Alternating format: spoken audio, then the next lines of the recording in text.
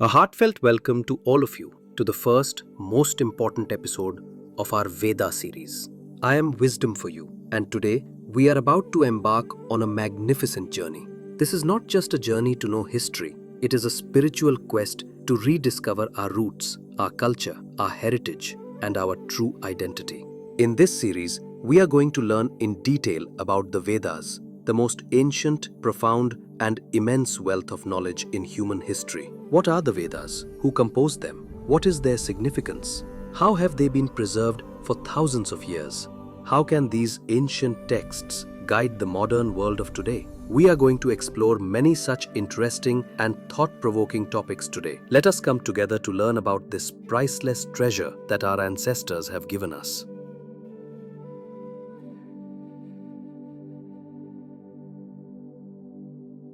First, let's deeply understand the origin of the word Veda and its broader meaning. The word Veda comes from the Sanskrit root vid. Vid means to know, to exist, to understand. By adding the suffix ghana, the word Veda is formed. Therefore, Veda means knowledge. This is not just information, it is experiential, universal, and eternal knowledge. It is a body of knowledge, an infinite ocean of knowledge. Interestingly, both the words Veda and Vidya come from the same root. In ancient times, all forms of education and sciences were included under the term Veda. That is why subjects like Ayurveda, Dhanurveda, Gandharva Veda are called Upavedas. This means the Vedas are the source of all branches of knowledge. The famous 14th century Vedic commentator Sayanacharya gave a wonderful and complete definition for Veda. This means that book which reveals the otherworldly, that is, beyond our senses and logic, means for attaining what is desired and avoiding what is not desired. That is Veda. In other words, the Veda is what ultimately directs us on what is good, what is bad, what is dharma, and what is adharma. The Vedas also have the names Shruti, Nigama, Apaurushaya. These names convey their nature and authority. There is a profound reason why the Vedas are called Shrutis. The sages imparted this knowledge, which they perceived with their divine vision, to their disciples solely through hearing, Shravanam. Thus, for thousands of years, this knowledge was passed down from one generation to the next through the Guru-Shishya Parampara, teacher-disciple lineage. Initially, the Vedas were not written, but were preserved only in the form of sound, in memory. This indicates their divine origin. As a continuation of this, the Vedas are also called Apaurushaya. This means they were not composed by any single person. They are eternal truths that came into existence along with creation itself. The sages were merely mantra-drashtas, seers of the mantras, who perceived them and delivered them to us, but they are not the authors. This gives the Vedas undeniable authority. Nigama means conclusion or the final authority. Since the Veda is the ultimate authority for all sciences, logics, and arguments, they are also called Nigamas. Now let's examine the importance of the Vedas in detail from various perspectives. This is not just a book, it is a complete way of life. Religious importance. The Veda is the cornerstone of Hindu Dharma. The Vedas are the ultimate means to know the fundamental principles of Dharma. Manusmriti clearly states, Manu considered the Vedas to be all-encompassing knowledge and the source of all learning. The Vedas are our ultimate authority on otherworldly subjects like dharma adharma, sin virtue, moksha, the nature of the soul, reincarnation, and the theory of karma, which we cannot know through direct perception or inference.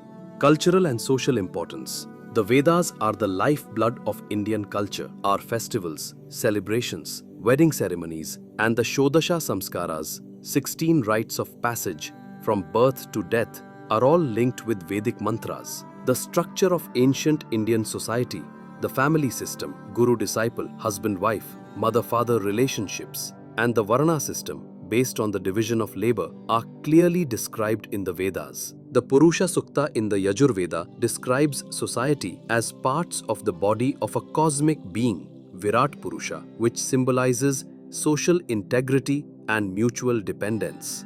Political and economic importance. Surprisingly, the Vedas also contain detailed descriptions of ancient politics. There is mention of the duties of the state, king and people, the council of ministers, and democratic assemblies like the Sabha and Samiti. In the Atharva Veda, it is said, the people will elect you to kingship. This is an indication of an ancient electoral system. Economically, the Vedas do not just tell us to accumulate wealth. The principle, Dehi me dadamite, I give to you, you give to me, suggests an economic system based on mutual cooperation. Scientific, literary, and historical importance. The Vedas are not just spiritual texts, they are encyclopedias of knowledge. Science. The origins of sciences like mathematics, Shulba Sutras, astronomy, and Ayurveda are found in the Vedas. Literature. The descriptions of the dawn, Ushas, and hymns to nature in the Vedas possess the highest poetic values. History. Through references to names of rivers, Ganga, Yamuna, Saraswati, names of kings, and especially historical events like the Dasharajna Yuddha, Battle of 10 Kings, the Vedas are invaluable sources for reconstructing ancient history. Vedic literature is not just the 4 Vedas. It is like a great tree. It is mainly divided into 4 parts, which are also said to be symbolic of the 4 ashrams of human life. Samhitas. These are the core texts of the mantras. The Rigveda, Yajurveda, Samaveda, and Atharva Veda Samhitas. They are the heart of the Vedas. This represents the Brahmacharya ashram, Brahmanas. These explain in detail the mantras in the Samhitas, the sacrificial rites, and the ritual procedures, Karmakanda. This represents the Grihastha ashram. Aranyakas. These contain philosophical topics studied in the forests by those in the Vanaprastha ashram. They are like a bridge from ritualism, Karmakanda, to the path of knowledge, Jnanakanda. Upanishads. Considered the final parts of the Vedas and the essence of the Vedas.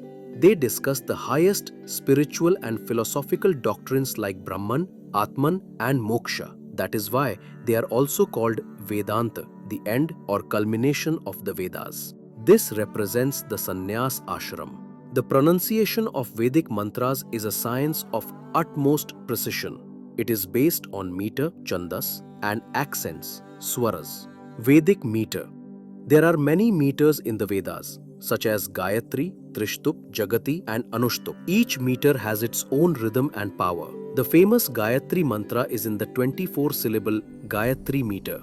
Vedic accents. Vedic mantras are not read normally. They are chanted with accents. This is not just music. It is a science that determines the power and meaning of the mantra. There are mainly 3 accents: Udattamu, Anudattamu, and Swaritamu.